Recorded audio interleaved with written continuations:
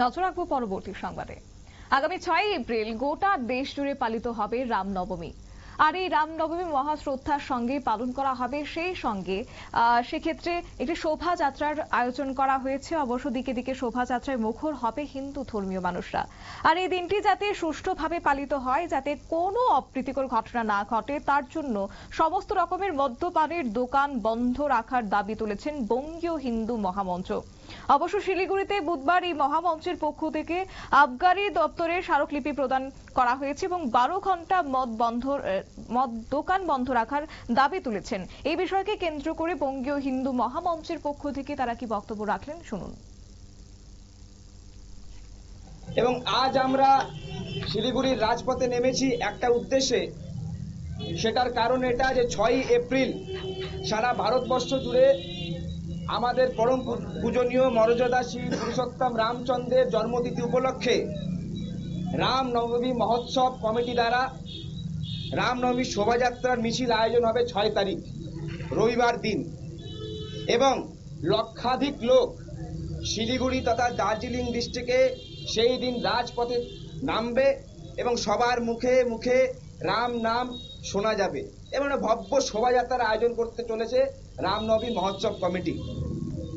এই 6 তারিখের পবিত্রতা যাতে বজায় থাকে এবং এই 6 তারিখ দিন আমরা বিগত দিনেও দেখেছি রামনবমীকে কেন্দ্র করে অনেক অসাধু ব্যক্তি, অশুভ শক্তি যারা অপ্রীতিকর পরিস্থিতি তৈরি করার চেষ্টা করে এবং সেগুলো পরবর্তীতে সোশ্যাল মিডিয়ায় ভাইরাল হয় এবং যা আমাদের হিন্দু সনাতনীদের জন্য দুঃখজনক, আমাদের দৃষ্টিগোচর বলে মনে হয়। সারা পশ্চিমবঙ্গে এইবার এক অনন্য রামনবমী উৎসব পালন হবে। কোটি কোটি মানুষ, পশ্চিমবাংলার মানুষ, বাঙালি সনাতনী মানুষ প্রভু রামচন্দ্রের স্মরণে পুজো করবেন এবং শোভাযাত্রাতে সামিল হবেন।